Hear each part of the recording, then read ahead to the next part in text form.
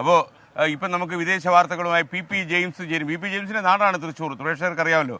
അപ്പോൾ P James വിദേശ വാർത്തകൾ നൽകാൻ ചേരുന്നു. P James, good morning.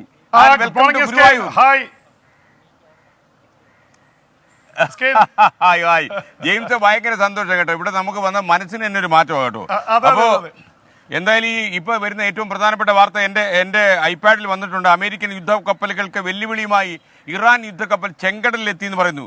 ഹൂത്തികളുടെ ബോട്ടുകൾ മുങ്ങി അമേരിക്കൻ നേവിക്ക് ഒരു മുന്നറിയിപ്പ് ലഭിച്ചു. അവിടെ എന്തെങ്കിലും നടക്കുമോ? ബിബി, നടക്കില്ലെന്നറിയില്ല, പക്ഷെ അത്ര ഗുണകരമല്ല ഈ സംഭവവാസങ്ങൾ.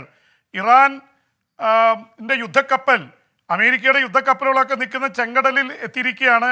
അമേരിക്കയും ഇറാനുമായിട്ട് പരമ്പരാഗത വൈരികളാണെന്നറിയാം.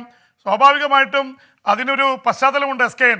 പ്രത്യേകിച്ച് കഴിഞ്ഞ ദിവസമാണ് യമനിൽ നിന്നുള്ള ഹൂതികളുടെ ബോട്ടുകൾ മുക്കിയത് അമേരിക്കയുടെ നാവികസേന. അതിൽ 10 പേർ കൊല്ലപ്പെട്ടു. ഹൂതികൾ എന്ന് പറയുന്നത് അവർ ഇറാൻ പിന്തുണയുള്ള വിഭാഗമാണ്. യമനിലെ ആദിവാസികളാണ്. അവരാണ് 42% അവിടെ ഷിയ മുസ്ലിമുകളിൽ വരുന്നത്.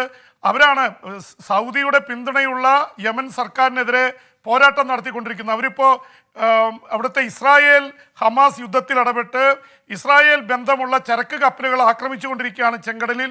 അതുകൊണ്ട് തന്നെ ചെങ്കടലിൽ നിന്നുള്ള യാത്രകൾ, ചരക്ക് കപ്പലുകൾ മാറ്റിയിരിക്കുന്നു. അമേരിക്കയുടെയും അടക്കം 20 രാജ്യങ്ങളുടെ ഒരു ആഗോള സഖ്യം തന്നെ അവിടെ കാവലായിട്ടുണ്ട്. അതിനിടയിലാണ് ഹൂതികൾ ബോട്ടുകളുമായിട്ട് അവിടുത്തെ ഒരു കപ്പൽ ആക്രമിക്കാൻ ചെന്നത്. അവിടെ നിന്ന് അടിയന്തര സന്ദേശം ലഭിച്ചതിനെ തുടർന്ന് അമേരിക്കയുടെ നാവികസേന ഇവരുടെ ബോട്ടുകൾ മുക്കി. ഇതിൽ പ്രകോപിതരായിട്ട് കൂടിയാണ് ഇറാൻ്റെ യുദ്ധക്കപ്പൽ ഒരു അത്യാവശ്യം മുന്നറിയിപ്പും ഭീഷണിയുമായിട്ട് ചെങ്കടലിൽ എത്തിയിരിക്കുന്നത്. ഇറാൻ്റെ പിന്തുണയുണ്ട് ലബനിലെ ഹെസ്ബുള്ളയ്ക്ക്, യമനിലെ ഹൂതികൾക്ക്, അതുപോലെ തന്നെ ഹമാസിന്. ഇവർക്കൊക്കെ ആയുധവും സൈനിക സഹായവും നൽകുന്നത് ഇറാനാണ്.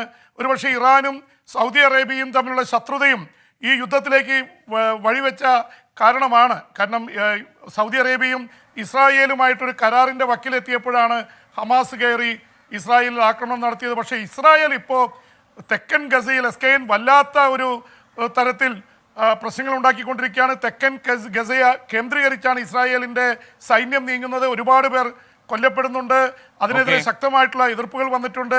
ഇതിൽ ആശങ്കപ്പെടേണ്ട ഒരു കാര്യം എസ്കെൻ, പ്രത്യേകിച്ച് സൈന്യം ഇവിടെ യുദ്ധം തുടരുമ്പോൾ തന്നെ ചെങ്കടലിൽ പിയുടെ വിദേശ വാർത്തകളൊക്കെ ഇപ്പൊ ഒരുപാട് ആൾക്കാർ കേട്ടോണ്ടിരിക്കുക. ഇവിടെ കേട്ടെ. ഹായ്, പി ജെയിംസ് വിദേശ വാർത്ത പറഞ്ഞുകൊണ്ടിരിക്കുക. നിങ്ങൾ തലമുട്ടുകളായിരുന്നു വിദേശ വാർത്തയ്ക്ക് ഒരു നാണക്കട. Okay, thank you P James. നിങ്ങളുടെ നാട്ടുകാരായിട്ടോ ഇവരെല്ലാരും. പി ജെയിംസ്, യഥാർത്ഥത്തിൽ ജപ്പാനിലെ ഭൂകമ്പത്തെ തുടർന്ന് സുനാമി മുന്നറിയിപ്പ് വന്നിരിക്കുന്നു എന്ന് പറയുന്നു. ജപ്പാനിൽ നിന്ന് എന്തൊക്കെയാ ലേറ്റസ്റ്റ് അപ്ഡേറ്റ്സ്? ഞാനൊന്നും അറിഞ്ഞില്ല, ഞാനിപ്പോൾ ഗുരുവായൂരാ. എസ്കെൻ, ജപ്പാനിൽ വലിയ രീതിയിലുള്ള ഭൂകമ്പമുണ്ടായി. ഒരുപാട് പേർ മരണമടഞ്ഞിട്ടുണ്ട്. അവർക്ക് വേണ്ടിയുള്ള തെരച്ചിൽ തുടരുകയാണ്. അതിനിടയിൽ തന്നെ ഇപ്പോൾ വലിയ തിരമാലകൾ ജപ്പാനിലെ സുസു നഗരമടക്കമുള്ള നിരവധി സ്ഥലങ്ങളിൽ അടിച്ചുകൊണ്ടിരിക്കുന്നു. സുനാമി മുന്നറിയിപ്പുണ്ട്. ഇനിയും ഭൂകമ്പം ഉണ്ടാവും എന്നുള്ള മുന്നറിയിപ്പുണ്ട്. ഇത് ഇവിടെ ജപ്പാനിൽ മാത്രമല്ല, വടക്കൻ കൊറിയ, തെക്കൻ കൊറിയ, റഷ്യയുടെ ചില ഭാഗങ്ങളിലും ഭൂകമ്പം ഉണ്ടാവും, സുനാമി ഉണ്ടാവും എന്നുള്ള മുന്നറിയിപ്പുകൊണ്ട് കടൽ തീരങ്ങളിൽ താമസിക്കുന്ന 10,000-കണക്കിന് ആൾക്കാർ ഒഴിപ്പിച്ചിരിക്കുകയാണ്. അവരവിടുന്ന് ഒഴിഞ്ഞു പോകണമെന്ന് ജാപ്പനീസ് പ്രധാനമന്ത്രി ഫുമിയോ കിഷിഡെ തന്നെ അറിയിച്ചിരുന്നു എസ്കെൻ. അപ്പോൾ അതുകൊണ്ട് ഇപ്പോൾ 13-14 പേരുടെ ഔദ്യോഗിക കണക്ക് വന്നിട്ടുണ്ട്. കെട്ടിടങ്ങൾ വിറങ്ങിലിക്കുകയും കുലുക്കമുണ്ടാവുകയും അതേ തുടർന്ന് ആയിരക്കണക്കിന് കെട്ടിടങ്ങൾ തകർന്നു വീണിട്ടുണ്ട്. അപ്പോൾ ഇതേ ചൊല്ലി ഇത് ഉണ്ടായിട്ടുള്ള ദ്വീപുകളിലേക്ക് ആൾക്കാരുടെ അവസ്ഥയെക്കുറിച്ച് അറിയില്ല. 1000 പേരുള്ള ഒരു സേനയെ തന്നെ അയച്ചിരിക്കുന്നു ജപ്പാൻ അവരുടെ അവസ്ഥ അറിയാനായിട്ട്. കാരണം ഈ സുനാമിയും തിരകളും മൂലം മുന്നോട്ട് പോകാൻ പറ്റാത്ത അവസ്ഥയായിരുന്നു. ഇപ്പോൾ സുനാമിയെക്കുറിച്ചുള്ള ഭീഷണിക്കിടയിൽ തന്നെയാണ് അവരെ രക്ഷപ്പെടുത്താനായിട്ട് പോയിട്ടുള്ളത്. എന്തായാലും ജപ്പാനെ സംബന്ധിച്ചിടത്തോളം നേരത്തെ തന്നെ ഭൂകമ്പത്തിൻ്റെ ഒരു മേഖലയാണ് ജപ്പാനിലെ പല പ്രദേശങ്ങളും. നേരത്തെ ഉണ്ടായിട്ടുള്ള സുനാമികളെ കുറിച്ചൊക്കെ നമുക്കറിയാവുന്നതാണ്. അതുകൊണ്ട് ജപ്പാനിലെ സുനാമി ഭീഷണിയിൽ നിൽക്കുന്നു. റഷ്യയും വടക്കൻ കൊറിയയും തെക്കൻ കൊറിയയും അതേ അവസ്ഥയിലാണ് എസ്കെൻ. ലോകത്തെവിടെയായാലും ഏത് സമയത്തും 24 വാർത്തകളും ഓഗ്മെന്റഡ് റിയാലിറ്റി പാക്കേജുകളും എക്സ്പ്ലെയിനറുകളും വിശദമായി കാണാൻ ഞങ്ങളുടെ യൂട്യൂബ് ചാനൽ നിങ്ങൾക്ക് സബ്സ്ക്രൈബ് ചെയ്യാം.